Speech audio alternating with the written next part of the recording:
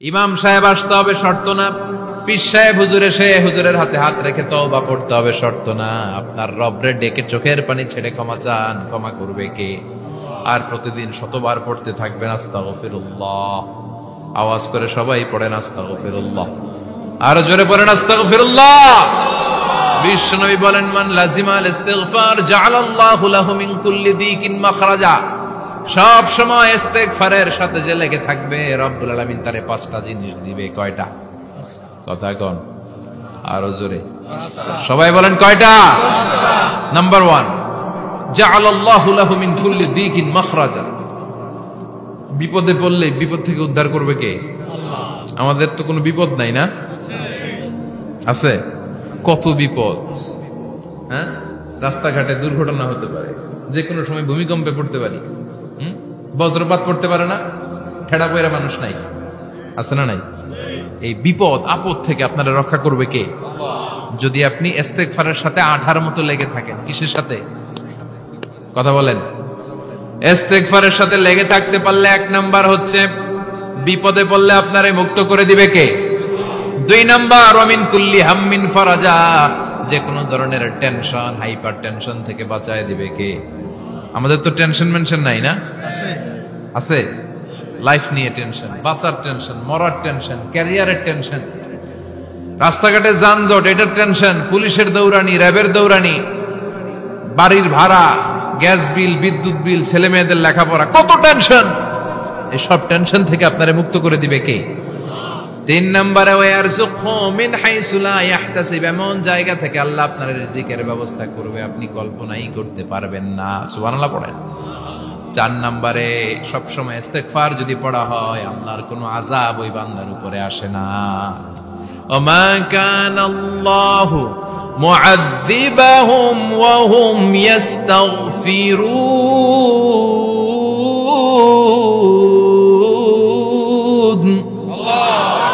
যতক্ষণ আমার বান্দা আমার কাছে ইস্তেগফার পড়তে থাকে, আমার কোনো আযাব বান্দারে পাবে না।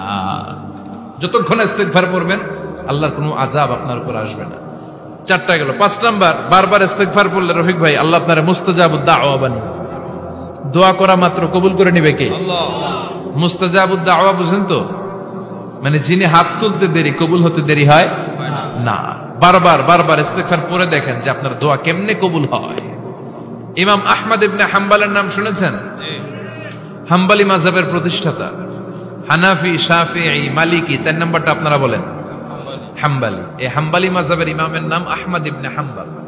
জগৎ বিখ্যাত মুহাদ্দিস।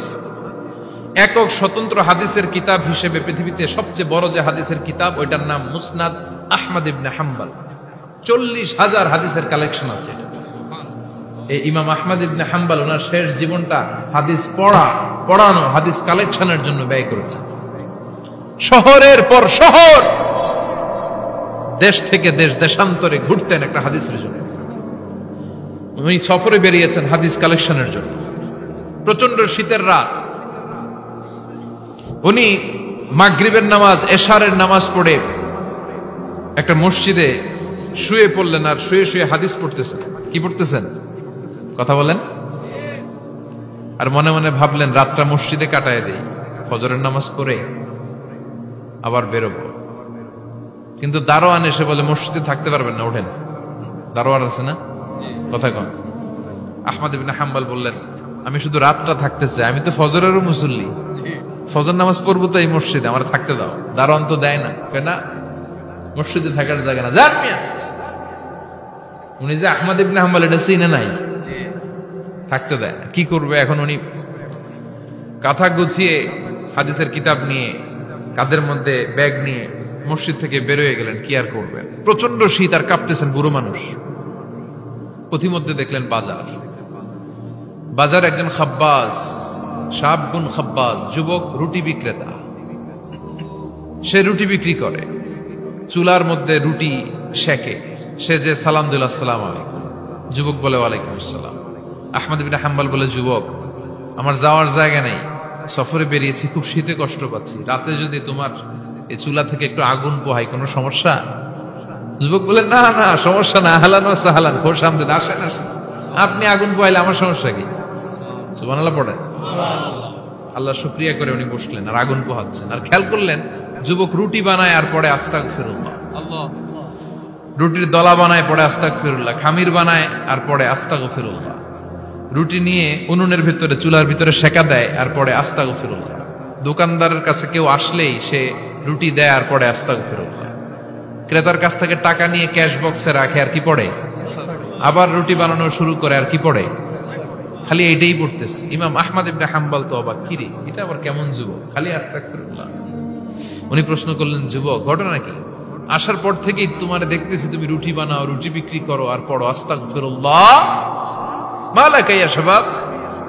যুবক বলে, আস্তাগফিরুল্লাহ আমার সবচেয়ে বেশি পছন্দের আমল, আমি সব সময় আঠার মতো ইস্তেগফারের সাথে লেগে থাকি আর সব সময় পড়তে থাকি আস্তাগফিরুল্লাহ, আর এর বদৌলতে আল্লাহ আমারে মুস্তাজাবুদ দাওয়া বানিয়ে দিয়েছে। সুবহানাল্লাহ।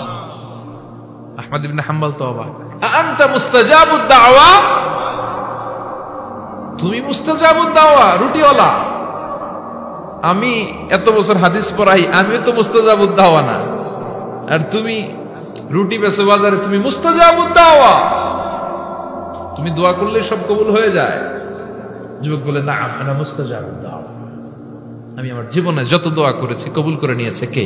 আল্লাহ। সব দোয়া কবুল করে নিয়েছে আল্লাহ, একটা দোয়া ছাড়া। কয়টা? আহমদ ইবনে হাম্বলের কৌতূহল, কিউরিয়াসিটি আরো বেড়ে গেল, কি সব দোয়া কবুল হয়েছে একটা দোয়া ছাড়া? মাযালিকা দুআ ইয়া শাব, কি সেই দোয়া? যুবক এবার বলতে শুরু করলো, আমার জীবনে যে দোয়াটা আল্লাহ কবুল করে নাই সেটা হচ্ছে আমি আল্লাহর কাছে অনেক চেয়েছি, অনেক দোয়া করেছি যে আল্লাহ, শুনেছি এই জামানার সবচেয়ে বড় মুহাদ্দিস, তার নাম নাকি ইমাম আহমদ ইবনে হাম্বল, আল্লাহ তোমার কাছে আমার চাওয়া আমি যেন এই ইমাম আহমদ ইবনে হাম্বলের দেখে মরতে পারি। সুবহানাল্লাহ। আমি যেন ইমাম আহমদ ইবনে হাম্বলের হাতে হাত রেখে মুসাফা করতে পারি আর তার কপালে একটা চুমু এঁকে দিতে পারি। আহমদ ইবনে হাম্বল আবেগপ্রবণ হয়ে গেলেন, চোখের পানি ছেড়ে দিলেন, বললেন, যুবক তোমার এই দোয়াটাও কবুল হয়ে গিয়েছে। আহমদ ইবনে হাম্বলের দেখা সাক্ষাৎ পাওয়ার জন্য আহমদ ইবনে হাম্বলের বাড়িতে তোমার যাওয়ার দরকার নাই, আহমদ ইবনে হাম্বল তোমার দরবারে ছুটে এসেছে। আনা আহমদ ইবনে হাম্বল মুহাদ্দিসুদ দাহর, আমি নিজেই আহমদ ইবনে হাম্বল। যুবক চোখের পানি ছেড়ে দেয়, আহমদ ইবনে হাম্বল চোখের পানি ছেড়ে দেয়। যুবক চিৎকার মেরে ইমাম আহমদ ইবনে হাম্বলকে জড়িয়ে ধরে, হাতে হাত রেখে মুসাফা করে, কপালের মধ্যে চুমু খায় আর আল্লাহর শুকরিয়া করে বলে, ও ইমাম, আসলে এই দোয়াটাও আল্লাহ আজকে কবুল করে নিল। বিশ্বাস হয় সবসময় ইস্তেগফার পড়লে আপনার দোয়াগুলোর এইভাবে কবুল করে নিবে কি? এই পাঁচটা জিনিস পাবেন সবসময় যদি ইস্তেগফারের সাথে লেগে থাকেন। রাজি আছেন তো? এজন্য বিশ্বনবী সব সময় নামাজে সালাম ফিরানোর পরে পড়তেন আস্তাগফিরুল্লাহ। কি পড়তেন? 3 বার পড়তেন আস্তাগফিরুল্লাহ, আস্তাগফিরুল্লাহ, আস্তাগফিরুল্লাহ। পড়তে রাজি আছেন? ইস্তেগফারের অনেকগুলো আলফাজ আছে, সবচেয়ে ছোট ইস্তেগফার হচ্ছে এটা, আস্তাগফিরুল্লাহ, আস্তাগফিরুল্লাহ। আরো আছে, আস্তাগফিরুল্লাহ আল্লাযী লা ইলাহা ইল্লা হুয়াল হাইয়ুল কাইয়্যুম ওয়া আতুবু ইলাইহি। বিশ্বনবী বলেন, এই ইস্তেগফারটা যদি কেউ পড়ে, আত-তাওয়াল্লি মিন ইয়াউমিজ যাহাফ, যুদ্ধের ময়দান থেকে পালিয়ে আসা কবিরা গুনাহ। কি গুনাহ? কাফেরদের সাথে যুদ্ধ, আমি তাগড়া যুবক, তলোয়ার নিয়ে নেমেছি, আমার দেহের এক ফোঁটা রক্ত থাকা পর্যন্ত আমি যুদ্ধ চালিয়ে যাব, আমি ফিরে আসতে পারবো না, আইনটা কার? ফিরে আসলে কবিরা গুনাহ। বিশ্বনবী বলেন, যুদ্ধের ময়দান থেকে ফিরে এসেছে এরকম কবিরা গুনাহ অবলম্বনকারীও যদি আস্তাগফিরুল্লাহ আল্লাযী লা ইলাহা ইল্লা হুয়াল হাইয়ুল কাইয়্যুম ওয়া আতুবু ইলাইহি পড়ে, ওই কবিরা গুনাহকারীকেও ক্ষমা করে দিবে কে? পড়তে রাজি আছেন তো? আবার সাইয়েদনা আবু বকর বললেন, ইয়া রাসূলুল্লাহ আল্লিমনি দুআআন আদউ বিহি ফি সালাতি, এমন দোয়া আপনি আমারে শিক্ষা দেন যে এই দোয়াটা আমি নামাজে পড়তে পারি। বিশ্বনবী বললেন, পড়ো, আল্লাহুম্মা ইন্নী যালামতু নাফসি যুলমান কাসীরান ওয়া লা ইয়াগফিরুয যুনুবা ইল্লা আনতা ফাগফিরলি মাগফিরাতাম মিন ইনদিক ইন্নাকা আনতাল গফুরুর রহিম। সুবহানাল্লাহ পড়েন। এটাও ইস্তেগফার। আমরা এটার বলি দোয়া মাসুরা, সালাম ফেরানোর আগে পড়ি না? যেখানেই ক্ষমা চাওয়ার কথা আছে ওইটারই কি বলে? ইস্তিগফার। আল্লাহুম্মা ইন্নী যালামতু নাফসি, আল্লাহ জুলুম করেছি, জুলমান কাসীরা, অনেক জুলুম। ওয়ালা ইয়াগফিরুয যুনুবা ইল্লা আনতা, তুমি ছাড়া এই গুনাহ ক্ষমা করার তো কেউ নাই। ফাগফিরলি মাগফিরাতাম মিন ইনদিক, তোমার দয়ায় আমারে ক্ষমা করে দাও। ইন্নাকা আনতাল গফুরুর রহিম, তুমি হলা ক্ষমাশীল। ঠিক কি না? এটাও ইস্তেগফার, এটাও পড়বেন। আর এই সব ইস্তেগফারের শ্রেষ্ঠ ইস্তেগফারের নাম সাইয়্যিদুল ইস্তেগফার। যত ইস্তেগফার হতে পারে এর মধ্যে সবচেয়ে শ্রেষ্ঠতম ইস্তেগফার নাম কি? কথা কন। বুখারীর বর্ণনা, শাদ্দাদ ইবনে আউস রাদিয়াল্লাহু তাআলা আনহু বর্ণনা করেন, এই সাইয়্যিদুল ইস্তেগফার দিনের বেলা যে পড়বে ওই দিনে মারা গেলে সে জান্নাতি। এই সাইয়্যিদুল ইস্তেগফার রাতের বেলা যে পড়বে ওই রাতে যদি ইন্তেকাল হয় ওই লোকটা জান্নাতি। মুখস্থ আছে না? কার কার মুখস্থ হাত তুলেন। মাশাআল্লাহ, তাবারাকাল্লাহ, মাশাআল্লাহ, মাশাআল্লাহ।